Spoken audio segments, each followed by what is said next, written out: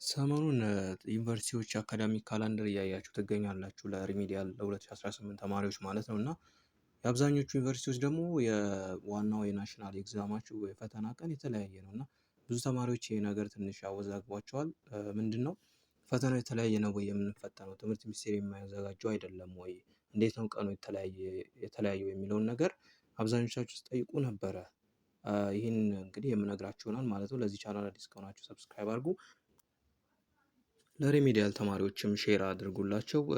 እንግዲህ አብዛኞቹ ዩኒቨርሲቲዎች ለምሳሌ የዲላ ዩኒቨርሲቲ አካዳሚክ ካላንደርን እዚህ ጋር እንደምትመለከቱት የናሽናል ኤግዛሚኔሽን ፔሪድ ማለት ነው የሪሚዲያል አካዳሚክ ካላንደር ፎር 2018 አካዳሚክ ይር ማለት ነው። ሪሚዲያል ፕሮግራም ኢንተሪ ስቱደንት ነው የሚለው ከሰኔ 1 እስከ ሰኔ 5 ነው የሚለው። ግን እዚህ ጋር አንድ ነገር በቦልድ ተደርጎ ተጽፏል። ምን ይላል?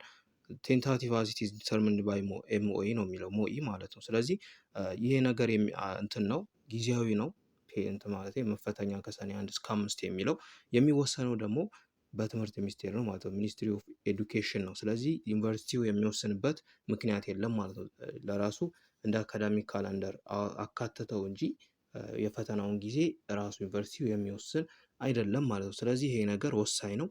ከዩኒቨርሲቲ ሰኔ 7 ትወጣላችሁ እንደዚህ ትወጣላችሁ የሚባለው ነገር እናንተ ጋር ምንም ማተር አያደርግም።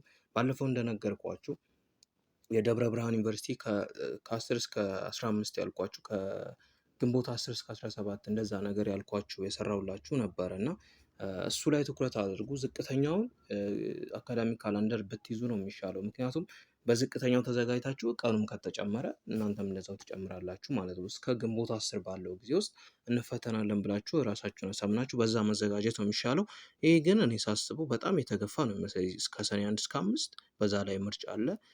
ሌላው ደግሞ ኤግዚት ኤግዛም አለ፣ ናሽናል ኤግዛም አለ 12ኛ ክፍል። እነዚህ ሁሉ እያሉ እስከ ሰኔ 1 ድረስ ይሄዳል ብዬ አላስብም። ስለዚህ ለዛም ነው ዲላ ዩኒቨርሲቲ ቴንታቲቭ አዝ ኢት ኢዝ ዲተርሚንድ ባይ ሞኢ የሚለው ማለት ነው። ስለዚህ ሚኒስትሪ ኦፍ ኤዱኬሽን የሚወስነው ይሆናል ማለት ነው። ጀስት ዲላ ዩኒቨርሲቲ ያወጣው በመሀል የራሱን የሚያስተምርበትን አካዳሚክ ካላንደር ሲያወጣ ያካተተው ነገር ስለሆነ ማለት ነው። ሌላው እንጂባራ ዩኒቨርሲቲ ነው አካዳሚክ ካላንደር ያወጣው። እንጂባራ ዩኒቨርሲቲ አካዳሚክ ካላንደር አውጥቷል ለሬሜዲያል የካቲት 1 እስከ ሴሚስተር ብሬክ ምናምን የሚባሉት ነገሮች አለ። ስክሪን ላይ ማየት ትችላላችሁ። ግን ዋናው ነገር ምንድን ነው? ለ2018 አካዳሚክ ካላንደር ሬሜዲያል ስቱደንት ማለት ነው።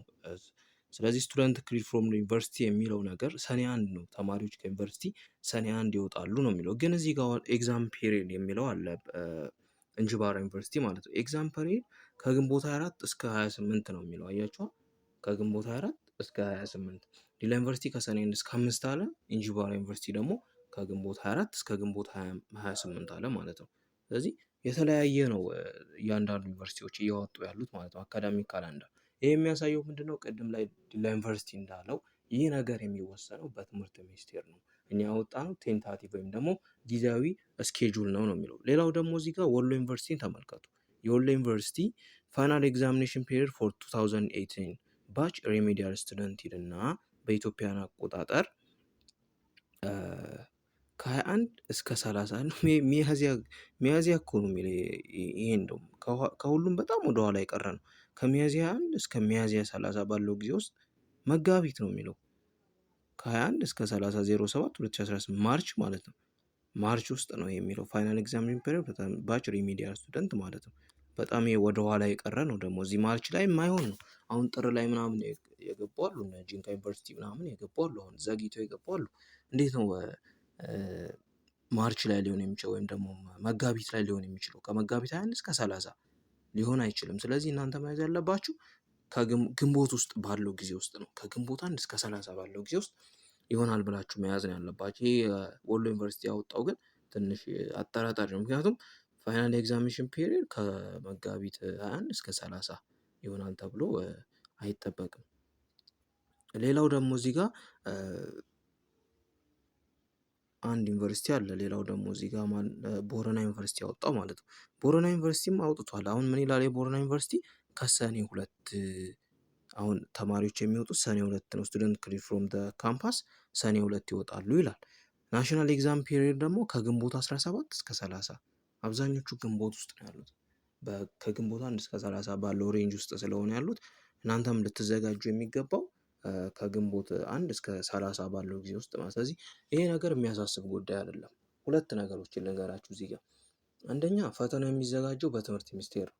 ዩኒቨርሲቲዎች ተማሪዎች በዚህ ጊዜ ይወጣሉ በዚህ ጊዜ ይወጣሉ ምናምን እያሉ የራሳቸውን አካዳሚክ ካሌንደር ቢያስቀምጡም ግን ፈተናው የምትፈተኑ በተመሳሳይ ቀን ነው ማለት ነው።